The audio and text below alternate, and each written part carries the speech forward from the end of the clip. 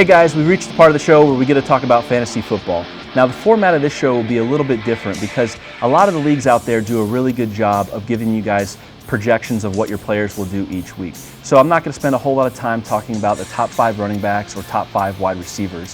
What we're going to do is we're going to talk about any injuries that may have happened the previous week and how that will affect the fantasy lineups.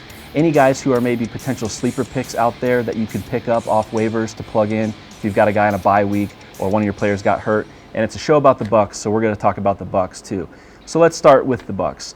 A lot of changes here at One Buc Place this offseason. Most notably, we've got a new head coach, Lovie Smith. He was here before. He's a defensive-minded coach, so his presence should definitely impact the Bucs defense both on the field and on the fantasy scoreboards. But the coaching addition that's most intriguing to me is Jeff Tedford.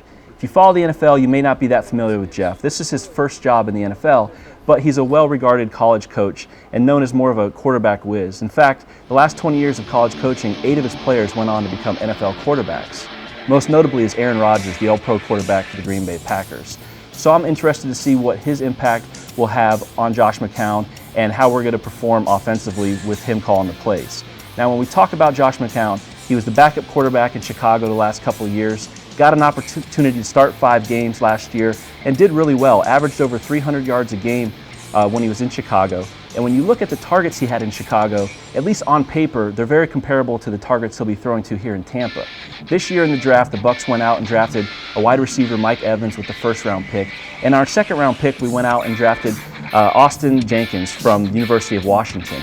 He's a strong pass-catching tight end, and he's number 2 on the depth chart right now, but I think as the year progresses, he'll work his way more into the passing game. So when we talk about Vincent Jackson, Mike Evans, and Jenkins, very comparable, at least on paper, to Brandon Marshall, Alshon Jeffries, and Martellus Bennett in Chicago. Now, whether that translates to touchdowns, that remains to be seen. The next part of the show we're going to talk about are the injuries. Every preseason, teams try to avoid them, but it's bound to happen. This year's no exception. Sam Bradford, the starting quarterback for the St. Louis Rams, tore his ACL second time in 10 months. So he's going to be out for the year. That will downgrade every player on the Rams offense, so you want to pay attention to that. The next guy who had a significant injury is Wes Welker. Now, not only is he battling a 4-game suspension now for violation of the drug policy, but he suffered a concussion this preseason. He missed some time last year with concussions, so I'm interested to see how that will impact his play when he does come back on the field. Personally, I think one more concussion and he might seriously consider retiring. That's how serious these head injuries are now. The last guy is Cam Newton. He's here in week 1 at Ray J, and he's got some cracked ribs. So a guy like Cam Newton's a very physical running quarterback, especially in goal line situations. With the cracked ribs, I'm interested to see how he'll be able to perform. The last part of the show, we're going to talk about 5 guys who are potential sleepers each week. Now, the first 2 are guys who are most likely drafted in your leagues already, but you want to keep an eye on them. Jordan Reed, the tight end for the Washington Redskins, is a great talent. He had some trouble staying on the field last year, but I think if he stays healthy, he can really put up some Jimmy Graham-type touchdown numbers from the tight end position.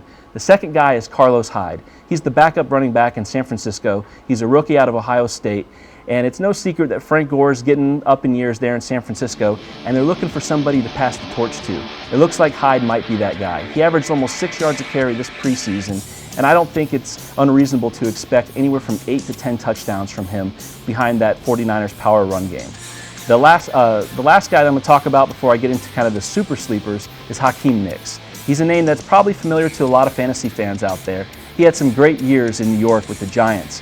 He got hurt 2 years ago. Last year came back from injury, couldn't really put it together, but he's got to change the scenery now. He's in Indianapolis, and he has the opportunity to catch passes from Andrew Luck, one of the top quarterbacks in the game. If him and Luck can develop some chemistry on the field, look for Nicks to put up some of those numbers he had a couple years ago.